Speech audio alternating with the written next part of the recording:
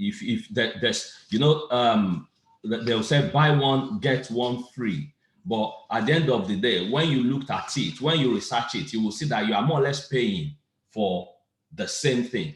Even when they say, so there's nothing that is free. The other day, I think my wife was saying something about some free stuff. She was showing it to me on her phone. I said, have you ever seen something free?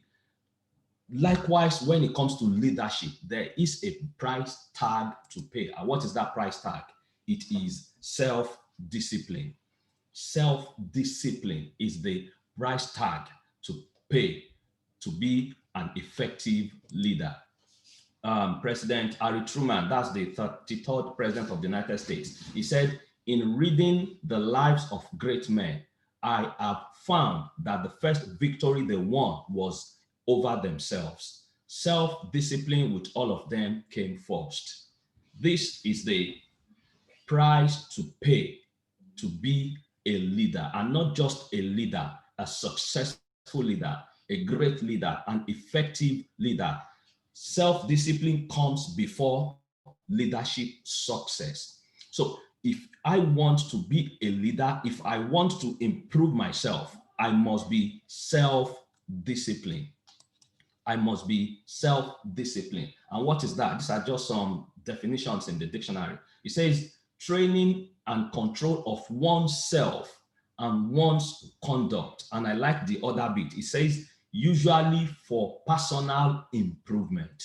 So I am not self-disciplining myself to impress others, but I am disciplining myself to improve myself. Look at the second definition. It says the act of disciplining or power to discipline one's own feelings. My feelings, how I'm feeling, my desires, my emotions, especially with the intention of improving oneself. Not to improve others, but to improve myself. You know, we said the other time that leadership is about how you can influence others. So you have to be influenced first. You have to discipline yourself first before you are able to say, I'm going to be a leader. And these are just some of words about self-discipline: willpower, self-control, and abstinence. There's something that you want to do, but you decide not to do it. Mortification, killing. Mortification is simply to kill, to destroy. So there's some emotions that you know are not positive, but you want to intentionally destroy them. There's some feelings, there's some desires that you want. You want to intentionally deny yourself of those things. Another one is self-control, like I said. And you know the meaning of self-control in Greek? It means to get a grip of oneself. Probably there are ways that I like to go, but when I get a grip of myself, intentionally, I stop going that way. There are things I like to do. When I get a grip of myself, self-control, I stop doing those things. There are things I need to do to improve myself. I need to get a grip to begin to do it. That's what it's talking about: self-control, abstinence, self-denial. And then these are some phrases which I just pull up that I like. It's fixity of purpose, firmness of purpose, force or strength of will. This is talking about self-leadership, which is the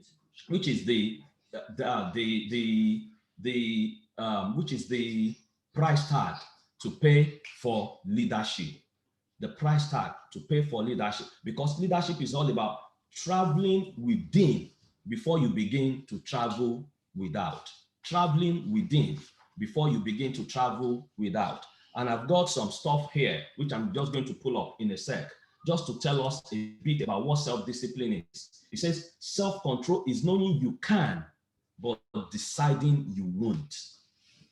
Self-control, I know I can do it, but I am intentionally deciding I am not going to do it.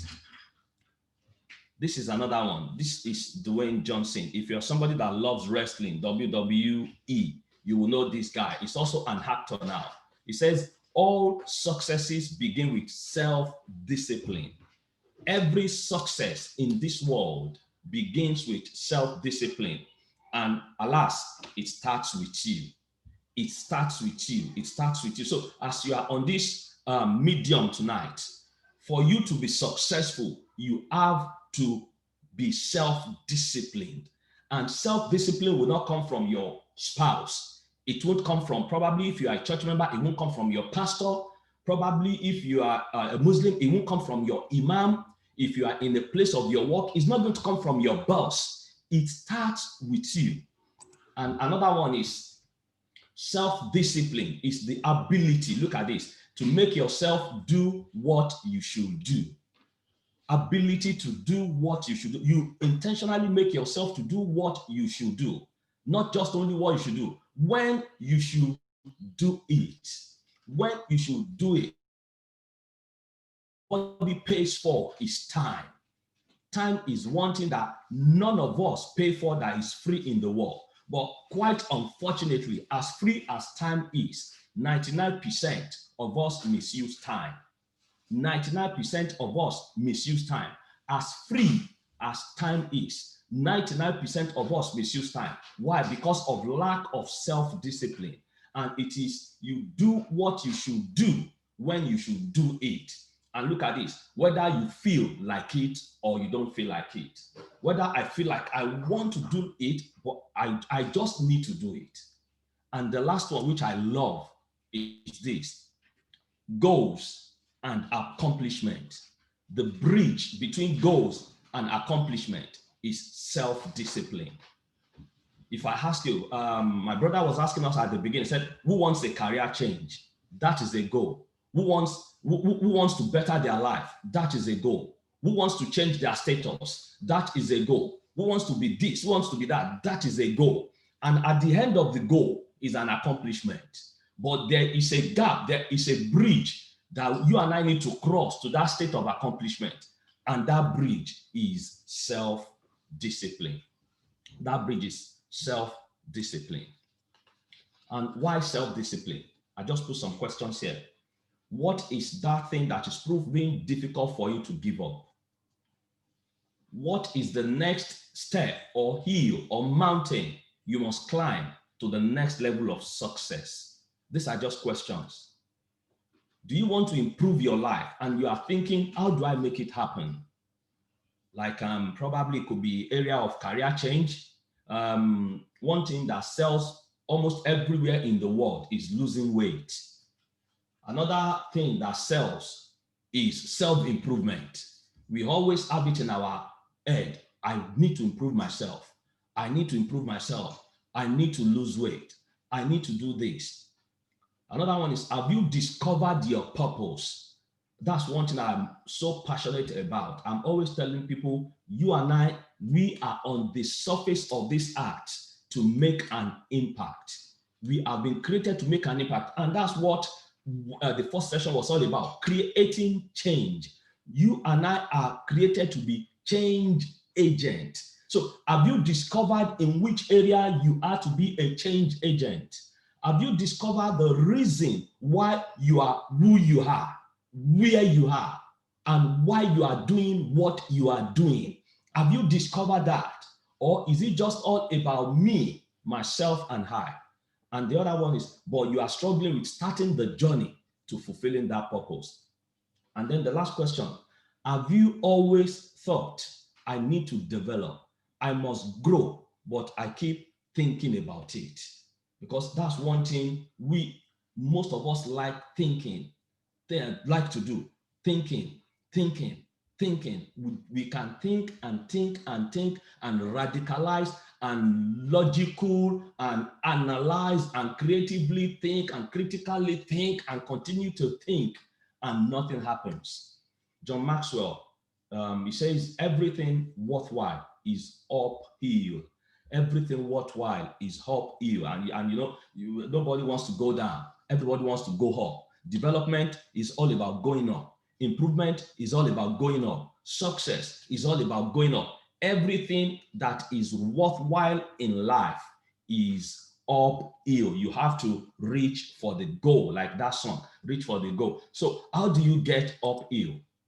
Is by self-discipline. And this is why you need to self-discipline yourself, that I need to self-discipline myself. It enables me to go uphill. It enables me to go uphill. And this is why I need to be self-disciplined, why you need to be self-disciplined, why you need to be intentional about doing what you have to do at the point you have to do it, whether you feel like it or not. To cross the bridge, to get to accomplishment, to fulfillment, not just sitting at goals and aims and visions. So you live each day with intentionality. This is self-discipline in action. We thank God now, if you go on the Google App Store, you will see so much self-improvement devices. If you go on the Apple App Store, you will see so much self-improvement devices. But if I ask us, how many of us do use it? Even our ordinary mobile phone, how much do you use it to self-improve yourself? How much do I use it to self-improve myself? Not just only to go on social media and media and media and media and media at the end of the day, and nothing edifying, nothing improving, nothing developing, nothing challenging, nothing sustaining, nothing pushing me. But self-discipline, when I am self-disciplined, I live each day with intentionality. One thing I use my phone for is each thing I want to do, personal stuff or work related, I just diarize everything that I email myself. Email will come as a reminder. Not only that, I have a timer that will come probably 5 minutes to whatever time I want to do, so that I just have to do it. There's something I wanted to start doing about 2-3 months ago, and I put a reminder every day to remind me, and I'm going to talk about that very soon, just to remind me, because I just want to be intentional to get myself disciplined into that routine, because I want to go up, and if I want to go up, I must be self-disciplined. Why? Because through self-discipline, you are moved from good intentions to good actions. And that's what I'm talking about. Not just thinking and thinking and thinking. Life is about acting, taking the step. Taking the step. You know, like I said, we have time that is free. Nobody pays for time. Nobody pays for time. Some people, they have 2,000, 3,000, 5,000 pounds wristwatch. And you can even get a wristwatch from Argos for £5. Even if you are able to afford a mobile phone, even if it's the £20 mobile phone, it comes with a clock, it comes with the timer. That time is free. So, but how much time do we use? What do we get out of time in 24 hours? Somebody was telling me the other day that it's because we have been conditioned to that 24 hours that when you want to be intentional about how you do things, say for the first 1, 2, 3, 4, 5 hours in a day, this is what I have to do. The first 5 hours in a day, this is what I have to. So I'm not actually working with that 24 hours. I'm working with time. That is self-discipline. You are moving from good intentions to good action. Self-discipline enables you to go uphill. And why do you have to self-discipline? It makes the difference between temporary success and sustained success. Temporary success, you can say success is success, but this is just a verse I brought out of the Bible.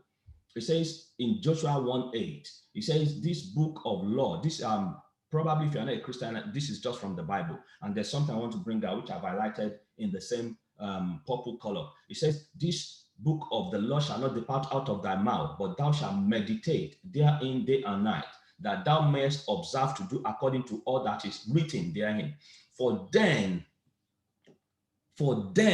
thou shalt make thy way prosperous. That's action, verb. And then thou shalt, that's another verb, have good success. So there is bad success. Bad success is temporary success. You see, they will say, this is not just that, it's not that how do I put it? It's not that I'm knocking anybody down. You will see that they will say is a very successful singer, is a very successful author, is a very successful this, but 2-3 years down the line, he committed suicide. So the success was so overwhelming that it was no longer a good or sustained success. It became a temporary success. Success, even in some cases, is easy to attain, but it's how you sustain the success. It's how you maintain the success. And it comes from self-discipline. You see some people, they will say they win the lottery. And just after they win the lottery, they become multi-millionaires. And 2-3 years down the line, they begin to have mental health. Why? Because they couldn't self-discipline themselves to maintain that success. So it became a temporary success. So self-discipline will make the difference between temporary success and sustained success. And how does it do that? Through self-discipline, you have an understanding of what success is. You have an understanding of what success is. You value success. You know the reason why you want to become successful. You know what you need to do with the success. You know how to maintain the success. So you become successful and the success does not destroy you. Through self-discipline, you have an understanding of the success. And understanding is the ability to disseminate wisdom. That's what understanding is. So you know the value of success. And through self-discipline, you become purpose-driven. Purpose-driven. We have so many people that are just there living life like when people tell me there's a phrase, go with the flow. I say I don't go with the flow. I am created to be in charge. I am created to be in charge. It comes out of being purpose driven. There is a reason why I am who I am. There is an essence to living life. I don't want to become a statistics. I want to become an agent of change. I want to become an impact maker. I want to become a change maker. I'm purpose driven. It comes through self-discipline. The speaker was talking about that he was a go-getter. It's through self-discipline. You must be a go-getter. Set goals and make plans to achieve those goals. In our places of work, they will say SMART goal, specific, measurable, achievable, reviewable, timely goals. And then some people say smarter goals. They add the E and the R. So be a goal-getter, be goal-driven. It comes through self-discipline. And when you self-discipline yourself, it creates a hunger in you to fulfill vision. You have an hunger to fulfill vision. This says the bridge between your dreams, like I showed us the other time, between your goals, between your visions and accomplishment is self-discipline, training my emotions, training my desires, training my feelings is through self-discipline. There's this guy, Thomas Exley, is an English biologist. He said, do what you should do when you should do it, whether you feel like it or not. Do it, what you should do. One thing my father told me when he was still working in the secular world, he said, and I've held on to that thing every day at my place of work.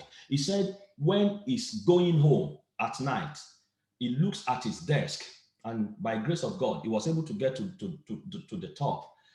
He said he will look at his desk. He will leave the desk as if it's not going to come in tomorrow. He will leave the desk as if it's not going to come in tomorrow. And in those days, there was no computer. In those days, there was no email. All they had was old files like this that they have to work with. Yet, he said he will leave the desk as if it's not going to come in tomorrow. And whoever comes in the following morning will be able to take up from where he left it, even when he's not there. That's self-discipline. And then he flipped it to the other side. He will leave the desk as if he knows it's definitely coming back tomorrow to take up from where he left the other night. He leaves his desk as if it's not going to come in tomorrow, but whoever takes on the desk will be able to proceed from where he left it. And at the same time, he leaves the desk as if he knows 100% is coming in the morning to take up from where he left. Do what you should do when you should do it, whether you feel like it or not. Cristiano Ronaldo, he said something. He said, talent without working hard is nothing. And Messi also is a footballer. These two guys, they are both footballers. Messi said, in football, as in watchmaking, talent and elegance mean nothing without rigor and precision. And if you have good wristwatch, you will know that it needs precision and it needs rigor. By the time they set those wristwatch, by the time they put the dial, even if it's a stone, by the time they put the stone at each point on the wristwatch, by the time they put the strap together, it needs rigor and precision. But it all comes, no matter how talented you are. And that's what I'm talking about sustained or temporary success. No matter how talented you are, you need to be self-disciplined. No matter because it's the price tag to pay for leadership. And also, why self-discipline? Self-discipline makes habit to become your servant instead of your master. Self-discipline will make habit to become your servant instead of your master. And unfortunately, now most people struggle with habit. Most people will struggle with habit. And why? Because we are not self-disciplined. There's I forgot the name of this scientist. It was a researcher. It was the first, and that's, people do say that it takes you 21 days to get into a routine of a habit. Actually, what the guy said was it takes at least 21 days. So they've now confirmed it, that on average, it takes you more than 2 months for a new behavior to become part of you. For a new behavior, because as humans, we all learn habits. And that's what I was talking about the other time. I said about 2 or 3 months ago, I wanted to go into a routine of something. So what I did was I put a timer on my mobile phone to ring at every so time of that day. And even if that thing does not ring now, I will remember that I need to do that thing. So I've been doing it. So through self-discipline, it's now become part of me that I have to do this thing. I have to do this thing, because habits are learned. Even researchers, they said that from the age of 5 to 7, we form our personality. And we grow up with our personality. And you cannot change your personality. But what you can change are habits, which are otherwise also called learned behaviors. Learned behaviors. And what I'm saying here is, some people, those habits or learned behaviors are master over them. But when you self-discipline yourself, you are able to become the master of your habits through self-discipline, because you are intentional about it. You are no longer thinking it, you are doing it. You are no longer intending, you are putting it into action. You are putting it into action. And that comes through thinking, because changing your thinking changes your habit. Changing your thinking, changing your habit, and that comes through self-discipline. You know, when I started, I said one of the definitions of self-discipline is that you gather your emotions, you gather your thoughts, you gather your thinking, you gather your feelings, you gather your desires, and you put them into check. And you said, this is how I'm going to be thinking. This is how I want to think. And when you begin to think certain way, which I'm going to show us very soon, then the habit comes out, because negative thinking develops procrastination and excuses. And people do say procrastination is a killer of time. I will do it tomorrow. I will do it tomorrow. I will do it tomorrow. And there's a film when I was growing up, Tomorrow Never Comes. Tomorrow never comes. And it's when you are procrastinating and procrastinating and procrastinating and giving excuse. Oh, I haven't got this. I haven't got that. I haven't got the qualification. I haven't got the skills. Why don't you go and get the skills? I haven't got the qualification. Why don't you upgrade yourself educationally? I haven't got the finances. Why don't you begin to stretch out and network instead of procrastinating and giving excuses? Oh, probably if my parents have sent me to private education, or probably if I'd been to the best university, or probably if I'd married that man, or I'd married that woman, or this or that, or this or that, excuses. It's all from negative thinking. But when you are a positive thinker, you take responsibility and act on it. I take responsibility and I act on it. I just don't sit down, I act on it. So the question is, are you a negative or positive thinker? Am I a negative or positive thinker? And what's that? A positive thinker will always be optimistic, and a negative thinker will always be pessimistic. And I don't like people like that. They will never see anything positive about life. They're always thinking negative. This will happen negatively, that will happen negatively. They will talk. If you want to know somebody's concept, spend 5 minutes with them. Have a 5 minutes chat with them, and you will know where they are coming from and where they're going to, because of the things that will be coming out of their mouth. It's either it's optimistic or pessimistic. It's either it's negative or positive. So which one am I? But through self-discipline, you can turn this around. You can flip this around. The positive thinkers always have believe. They always have believe, while negative thinkers will always doubt. Oh, I can't do it. I don't think I'm able to do this. I don't think the resources are available to do this. I don't think I've got this to do this. Like the other one that was saying, excuses and excuses and excuses. Positive thinkers will always be courageous. And what is courage? Ability to stand firm in the face of fear. That's courage. Ability to stand firm in the face of fear. While a negative thinker will always be timid or cowardice. Timid or cowardice. And one thing that is always interesting, which I've come to realize in life, is we fear the unknown most of the time. We fear the unknown most of the time. And by the time that thing happens that you are in fear of, you find out, why did I fear?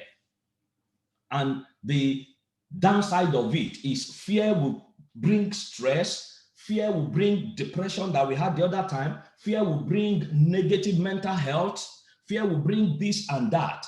And by the time you now get to begin to enjoy, because of fear, because of pessimistic, doubt, cowardice, and timidity, you have allowed some form of sickness to sit in the body. And when you're supposed to be enjoying, then you now start treating that because of negative thinking. Also, positive thinkers are always determined. No matter what, I am doing this.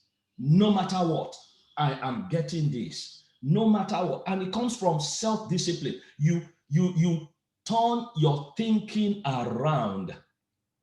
You turn your thinking around, which takes us to focus. They are always focused. You know, one of the self-discipline phrases is fixity of purpose. You are always focused. You focus on, I'm getting this done. Someone like me, if I have few things to do, the first speaker knows me, like, he knows that with me. If we have few things to do, I'll say, I need to finish this first, then I will start the other one next week. I'm not, God, they said women are blessed to multitask. They are able to multitask, but I don't think I've got that to multitask. If I have projects, I'd rather I focus on this. But some people, they are skilled in doing 2, 3, 4, 5 projects at the same time. But this is me personally. I focus on this, I get it executed, I move to the other one. And that also takes us to patience. Self-discipline, you must be patient. There's some projects that you will execute that you will be able to do within 2, 3 months. And there's some that will take 2, 3 years. But when you are not patient, when you have not self-disciplined yourself to be courageous, to be determined, to be focused, to have the belief and to be optimistic, then what's supposed to happen will not happen. Then you become obscured. You become impatient. You become weak-mindedness. You become timid, and doubt and pessimistic comes in. And this is from the Bible, and there's a book actually. It says, for as he thinketh in his heart, so is he. Are you on this platform tonight? It's time to lead on, to lead on, to lead yourself. And the price tag to pay is to be self-help, to lead others. And one of the ways is that you become, you change your thinking.